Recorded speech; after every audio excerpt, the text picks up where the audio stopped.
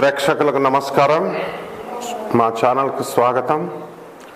ముందుగా మా జ్యోతిష గురువులైనటువంటి మధుర కృష్ణమూర్తి శాస్త్రి గారికి, అలాగే బెంగళూరు వెంకటరామన్ గారు, Shakuntala world human computer Shakuntala Devi గారికి వారి యొక్క పాదపద్మాలకు నమస్కారం చేస్తూ, మరి ఈ రోజున మనం శుక్ర మహాదశ వస్తే ఏమిటి, ఈ 12 రాశుల పైన వాటి యొక్క ప్రభావం ఏ విధంగా ఉంటుందో మనం చూద్దాం.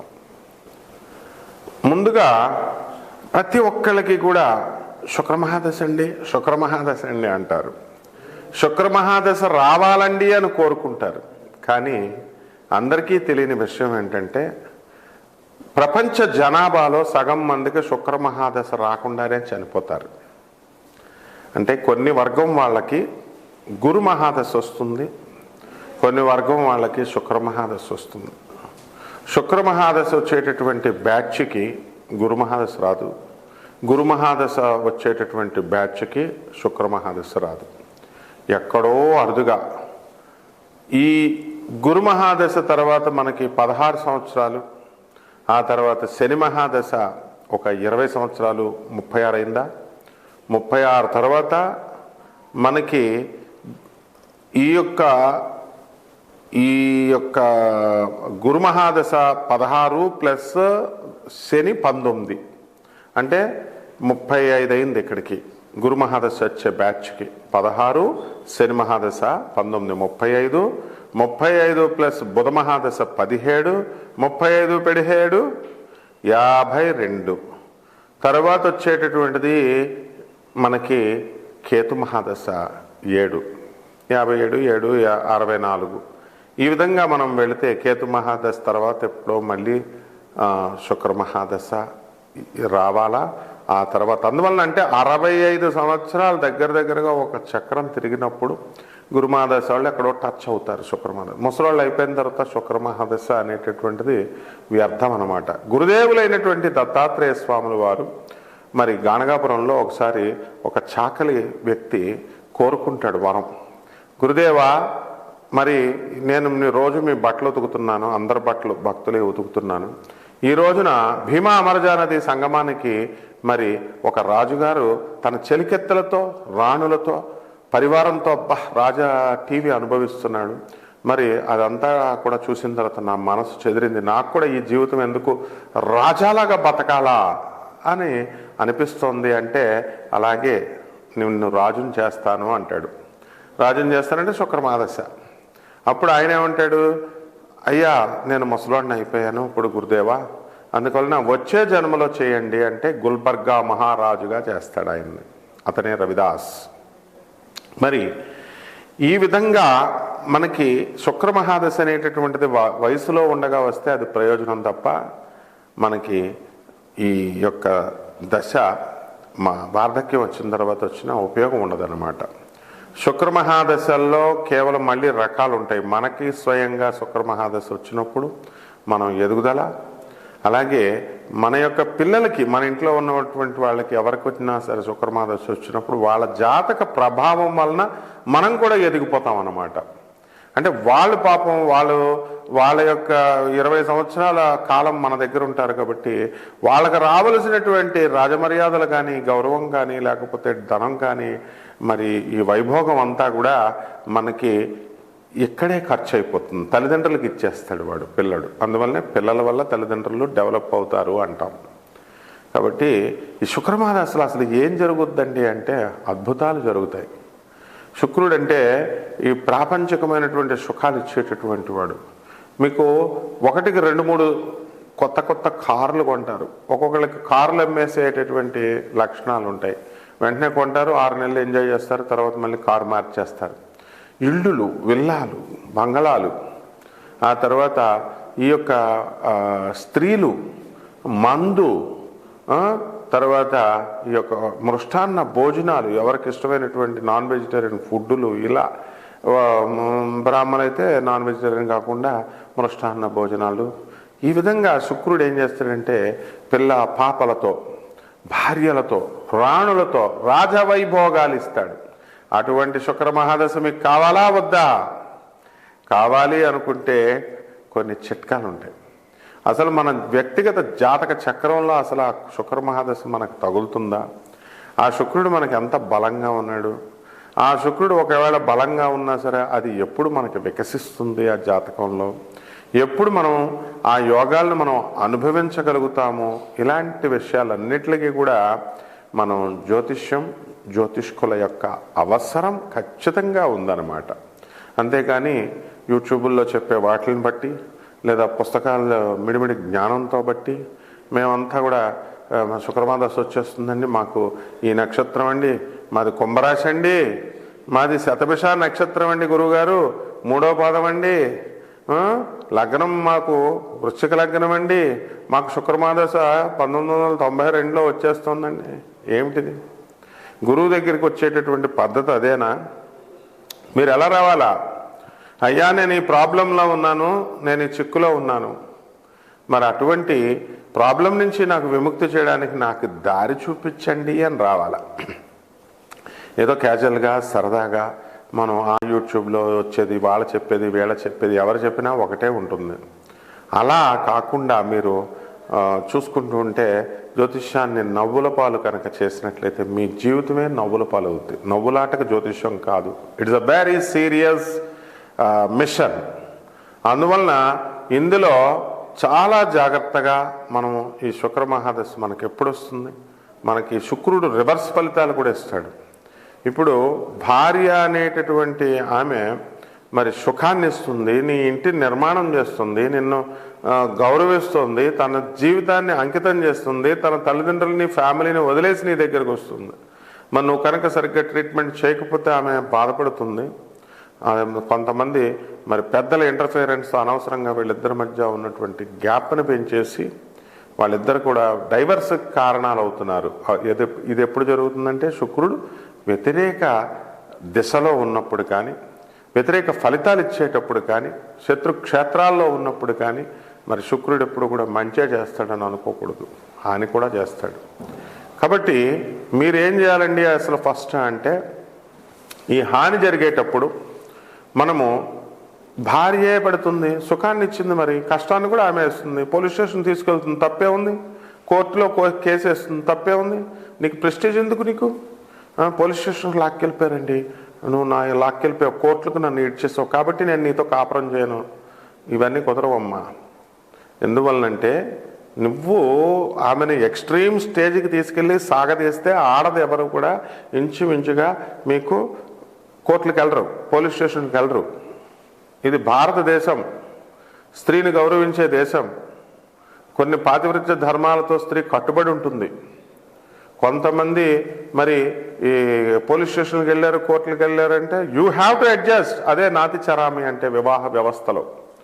ఆమె కొట్టినా తిట్టినా నేను వదలను అని ప్రమాణం చేస్తావు, నువ్వే ప్రమాణం బ్రేక్ చేస్తున్నావు. మరి నువ్వు ప్రమాణం బ్రేక్ చేసి ఆ ఆడవాళ్ళ మీద తోసేస్తే ఎట్లా? కాబట్టి ఈ శుక్ర మహాదశ ముందుగా వికసించాలంటే ఫస్ట్ ఇంట్లో మీ తల్లి దగ్గర నుంచి ప్రారంభించాలా. తల్లిని బాగా చూసుకోవాలా, తల్లికి తిండి పెట్టాలా, తల్లి చెప్పేది వినాలా. ముసలాళ్ళు అయిపోయారని చెప్పేసి వాళ్ళని మరి దూరంగా వదిలేయడం కానీ, మరి వేరే అనాథ శరణాలయాల్లో ఓల్డేజ్ హోముల్లో చేర్చడం చాలా తప్పు. తల్లిదండ్రికి ఇద్దరు గుప్పుడు బియ్యం పెట్టకుండా తల్లినేమో అన్న ఇంట్లో పెట్టి 3 నెలలు, తల్లినేమో అదే టైంలో చిన్న తమ్ముడు ఇంట్లో పెట్టి వాళ్ళని సెపరేట్ చేసేటటువంటి, నిన్ను అలా సెపరేట్ చేసి పెంచారా వాళ్ళు? మరి భార్యకు భయపడి అలా చేస్తావా నువ్వు? Can't you convince your wife? నీ భార్యను నువ్వు ఒప్పించలేవా? మరి భార్య కూడా ఒప్పుకుంటుంది, ఏమండి బాబు మా భార్య ఒప్పుకోవట్లేదంటే నీ ప్రవర్తన బట్టి ఒప్పుకోదు. ఒప్పించుకునేటటువంటి వాళ్ళు ఒప్పుకుంటారు. హ్యుమానిటీ అనేటటువంటిది ఉంటుంది, మానవత్వం అనేటటువంటిది. కాబట్టి మీరంతా కూడా ఈ శుక్ర మహాదశ రావాలంటే ప్రారంభం తల్లి నుంచి గౌరవించాలా, తర్వాత నీ భార్యను గౌరవించాలా, తర్వాత నీ ఇంట్లో ఆడపిల్లల్ని, నీకు పుట్టిన పిల్లల్ని గమనించాలా, గౌరవించాలా. నీ చుట్టుపక్కల ఉన్నటువంటి స్త్రీలందరినీ కూడా కామ దృష్టితో చూడకుండా నువ్వు చక్కటి మంచి దృష్టితో నువ్వు చూసినప్పుడు మాత్రమే శుక్రగ్రహము వికసిస్తుంది. అంతేగాని యూట్యూబ్లో చెప్పేటటువంటి జ్యోతిష్కులు శుక్రుడు బొబ్బర్లు కిలో బొబ్బర్లు ఇచ్చేయండి, తర్వాత చక్కగా దానాలు చేయండి. మనకి ఇది తెలుపు వస్త్రాలు దానం చేయండి. శుక్రవారం నాడు దానం చేసేయండి, 6 గంటలకు చేసేయండి. ఒక 50,000 పట్టరండి, నాకు ఒక 1,00,000 రూపాయలు పట్టరండి, నేను శుక్రుడికి మనం పూజ చేసేస్తామంటే నీ డబ్బులు వేస్తే తప్ప 0.0001% రిజల్ట్ కూడా రాదు. ఫస్ట్ బేసిక్స్ నుంచి రావాలి మీరు. అలాగే వాళ్ళకి డబ్బులు వస్తాయేమో కానీ నీకైతే మాత్రం శుక్రుడు తోలు తీసేస్తాడు, అందులో డౌటే లేదు మళ్ళా. కాబట్టి ఈ యొక్క శుక్రుడికి ఈ మధ్యకాలంలో ఫ్యాషన్ అయిపోయింది. ఏమండి ఆ టెంపుల్కి వెళ్తున్నామండి, ఈ టెంపుల్కి వెళ్తున్నామండి, అక్కడ జపాలు చేయించామండి, ఇక్కడ పూజలు ఇవి ఏమీ కూడా ఉండవు. స్త్రీ శాపం, శుక్రశాపం అంటే స్త్రీ శాపం. తల్లి శపించిందంటే ఇంక నువ్వు నీ జన్మలో, ఈ జన్మలో కాదు ఇలాంటి 7 జన్మలో నువ్వు పైకి రావు. నీ పెళ్ళం శపించిందంటే 14 జన్మల పైకి రావు నువ్వు. నీ కూతురు శపించిందంటే 21 జన్మల బయటికి రావు. Multiples of 7. ఇందులో ఎవరికి ఎనీ అబ్జెక్షన్ ఉంటే డైరెక్ట్ నా నెంబర్ ఇస్తున్నాం, నా నెంబర్కి కాల్ చేసి మాట్లాడచ్చు. I challenge everyone. అంతేగాని చదువుకున్నాం మేము, చదువుకుంటే చదువు నీకు కన్నింగ్నెస్ నేర్పుతుందా? వీడియో చూస్తున్నప్పుడు ఏంటి కామెంట్ చేస్తారు మీరు? మంచి చెప్పేది వినరా? మంచి చెప్పేది ఎక్కదా? మీ తల్లికి మీకు తిండి పెట్టమంటే మీకు భారంగా ఉందా? మీ పిల్లల్ని బాగా చూసుకోండి అంటే మీకు భారంగా ఉందా? టైటిల్ ఒకటి, సొల్లు ఒకటి అని కొంతమంది పెడుతూ ఉంటారు, అందరికీ పెడుతూ ఉంటారు. This is my class room. నేను చెప్పేదే వేదం ఇక్కడ. ఇష్టమైన వాళ్ళు వినొచ్చు, లేని వాళ్ళు they have to quit out of the class. I'm the professor. అందరు చెప్పినట్టు పిలక పట్టుకున్న పంతులు కాదు నేను. కాబట్టి ఈ శుక్రుడు, శుక్రాచార్యుల వారంటే ఏమనుకుంటున్నారు అసలు? శుక్రుడంటే రాక్షసుల గురువు. ఆఫ్టర్ ఆల్ దేవతల గురువు అయినటువంటి బృహస్పతికి గురుడుకు కూడా గురువు ఆయన. తమాషాగా ఉందా? శుక్రాచార్యుడు అంటే జైళ్ళకి పంపించేస్తాడు 498A కేసులు పెట్టి. ఏంటది 498A? కట్న వేధింపులు, గృహ హింసలు. భార్య పెట్టేస్తుంది కేసులు నాయన. 494 IPC, రెండో పెళ్లి, బైగామి చేసేసుకుంటున్నారండి. 495 నీకు బెయిల్ రాదురా నాయన. 495 పెట్టేసిందంటే నీ పెళ్ళం, నీకు అసలు ఇంకా జీవితాంతం బయటకు రాలేవు. మళ్ళీ జాలిపడి ఆ లాయర్లు ఆ సెక్షన్ని మారుస్తారు 495 కింద. ఆ జడ్జీలు దయతలిచి ఈ జైల్లో కుమ్ము మగ్గైపోవాలని చెప్పేసి వాళ్ళు 494 కింద మారిస్తే ఒక పోలీస్ ఆఫీసరు, ఒక చక్కగా ఒక లర్న్ కౌన్సిల్ లాయరు, జడ్జి ముగ్గురు ఒప్పుకుంటేనే పబ్లిక్ అప్పుడు మాత్రమే సెక్షన్ మారుస్తారు. ఇవన్నీ నీకు తెలియదు సామాన్య మానవుడు. అబ్బే మా పిల్లని బాధేస్తా, అబ్బే మా పిల్లని ఎందుకు పెట్టాలా కేసులు అంటావు. నో, ఈ మధ్యన ఇంకోటి వచ్చేసింది, లివింగ్ రిలేషన్ వచ్చిందండి. సుప్రీంకోర్టు 498 కేసులో అసలు కేసులు లేవండి, కేసులు తీసుకోవట్లేదండి. నీకు ఏం తెలుసు నాయన? డీసీపీ పర్మిషన్ ఉండి డీసీపీ అబ్జర్వేషన్లో ఉన్నప్పుడు మాత్రమే నీ మీద కేసు, నీ ఒక్కడి మీదే ఉంచి నీ భార్యని, నీ తల్లిని, నీ తండ్రిని, నీ చెల్లెళ్ళ మీద, నీ తమ్ముళ్ళ మీద పెట్టిన కేసు పక్కకు జరిపిస్తారు నాయన. ఇవన్నీ ఉంటాయి. ఇవన్నీ ఏం లేకుండా ఉత్తి కామెంట్ పెడితే, నా మీద కామెంట్ పెడితే నేనేం చేస్తాను తెలుసా? క్రిమినల్ నోటీస్ పంపించేస్తాం కదా. నా పుట్టలో నువ్వు వేలు పెడితే నేను కొట్టనా చెప్పు? ఫ్రీగా వచ్చిన వీడియో వినొచ్చు కదా, నువ్వు నేర్చుకోవచ్చు కదా, నీకు మంచిగా కదా చెప్తున్నావు. కాబట్టి శుక్ర మహాదశ రావాలంటే ఇవన్నీ ఫాలో అవ్వాలా. నీకు 20 సంవత్సరాలు చదువు వచ్చిందంటే చిన్నప్పుడు LKG నుంచి నీకు టీచర్లు, స్కూల్ వాళ్ళు ఏం చెప్పారో ఆ డ్రెస్ వేసుకొని, ఆ బెల్ట్ పెట్టుకొని, ఆ రూల్స్ విన్నప్పుడు మాత్రమే నీకు డిగ్రీ వచ్చింది. ఇప్పుడు ఐఎమ్ బీటెక్, ఐఎమ్ MS అంటే కుదరదమ్మా. శుక్రుడు తోలు చేసేస్తాడు. శుక్రాచార్యుడు కాసుకొని కూర్చున్నాడు. కాబట్టి జాగ్రత్తగా ఉండండి. ఇప్పుడు 12 రాశుల పైన మనం ఏ రకంగా ప్రభావం ఉందో చెప్దాం. వృశ్చిక రాశి. ఈ వృశ్చిక రాశి వారికి ఈ శుక్ర మహాదశ జరుగుతుంది కదా, దాని యొక్క ప్రభావం వలన ఈ వృశ్చిక రాశి వారికి ఎలా ఉంటుంది? మరి వృశ్చిక రాశిలో జన్మంలో రవిబుధులు ఉన్నారు. ఆ తర్వాత డిసెంబర్ నెల 2024 సంవత్సరం మొత్తం చెప్పుకుందాం మనం. దీనివల్ల కార్లు కొంటారు వృశ్చిక రాశి వాళ్ళు. మరి ఆ తర్వాత డిసెంబర్ 15 తర్వాత ధనుస్సు రాశిలోకి రవి రావడం జరుగుతుంది. అలాగే ఈ యొక్క శుక్రుడు మనకి మకర రాశిలోకి డిసెంబర్ 2 నుంచి ఉంటాడు. ఆ తర్వాత డిసెంబర్ నెలంతా కూడా ఆడవాళ్ళతో ప్రాబ్లమ్స్, వీళ్ళకి ఆడ బాసులతో ప్రాబ్లంలు, ఈవెన్ సస్పెండ్ అయిపోవడానికి కూడా అవకాశాలు ఉంటాయి. ఈ యొక్క వృశ్చిక రాశి వారు ఆడవాళ్ళతో గొడవ పెట్టుకుంటే, భార్యలతో గొడవ పెట్టుకుంటే గ్యారంటీ పోలీస్ స్టేషన్, డౌట్ లేదు. అలాగే డిసెంబర్ 28 తర్వాత మాత్రం శుక్రుడు చాలా బాగుంటుంది. శని మరి వక్రించి మనకి ఈ యొక్క అర్ధాష్టమంలో ఉండడం వల్ల మీకు అద్భుతమైనటువంటి అవకాశాలు మీకు కలుగుతాయి. ఇల్లు లేనటువంటి వాళ్ళు ఇల్లు కొంటారు, స్థలాలు లేనటువంటి వాళ్ళు స్థలాలు కొంటారు. ఇనుప వ్యాపారాలు చేస్తున్నటువంటి వాళ్ళు ఎక్కువగా లాస్ అయినటువంటి వాళ్ళు లాసు తగ్గుతుంది, అంతేగాని ఇంకా పూర్తిగా లాభాల బాటలో పడరు. అలాగే అనవసరమైనటువంటి విషయాల గురించి, అనవసరమైనటువంటి వ్యక్తులతో ఫోనుల్లో మాట్లాడుకోవడం, ఫ్రెండ్షిప్లు చేసుకోవడం, ఇవన్నీ కూడా మీకు చాలా డ్యామేజ్ జరుగుతాయి. మీకు ఇప్పుడు నేను చెప్పినా మీకు అర్థం కాదనమాట. పిల్లలు చదువులను పోగొట్టుకుంటారు. చదువుకునే మంచి అవకాశం, స్కూల్లో సీట్ ఇచ్చారు, కాలేజీలో సీట్ ఇచ్చారు, మీరు చక్కగా ఈ వృశ్చిక రాశి వాళ్ళు చదువుకోకుండా ఫోన్లు పట్టుకుని వెళ్తారు. ప్రాజెక్టులు చేయాలని చెప్పేసి కోటి బయలుదేరుతున్నారని చెప్పి గర్ల్ ఫ్రెండ్స్ని కలిసి వస్తారు కాలేజీ పిల్లలు. ఈ రకంగా చేస్తే మీకే లాస్ అయిపోతుంది. కాబట్టి విదేశాలలో చదవాలి విద్యార్థులు, మరి అనుకునే వాళ్ళకి విదేశాల్లో సీట్లు వస్తాయి, మీకు కావాల్సిన కోర్సుల్లో సీట్లు వస్తాయి. అలాగే మీ యొక్క సాఫ్ట్వేర్ రంగం వాళ్ళే కాకుండా ఇతర రంగం వాళ్ళు కూడా, ప్రైవేట్ ఉద్యోగస్తులు, మేము వేరే ఊరు వెళ్ళాలండి, అక్కడ ఫారెన్ వెళ్ళి మేము చదవాలండి అనుకునేటటువంటి వాళ్ళందరికీ కూడా మీకు అవకాశాలు రావడం అనేటటువంటి ఖచ్చితంగా జరుగుతాయి. అలాగే ఈ యొక్క వృశ్చిక రాశి వారికి మరి కుజుడు నేచపట్టి మనకి ఈ కర్కాటక రాశిలో ఉన్నాడు. కాబట్టి మీరు కొనుక్కున్నటువంటి ఇళ్ల స్థలాలు అధికంగా లాభాలు రావు, కానీ నష్టాలు రాకుండా మాత్రం మీడియంలా మీకు బేరాలు ఉంటాయి. అమ్మాలనుకున్న వాళ్ళు అమ్ముకోవచ్చు. అలాగే మీరు స్థలాలు కొంతగా కొనాలి అనుకునేటటువంటి వాళ్ళు కూడా మీరు స్థలాలు ఎక్కువ రేట్లు చెప్తారు. రాజకీయ నాయకులకి పదవులు వస్తాయి.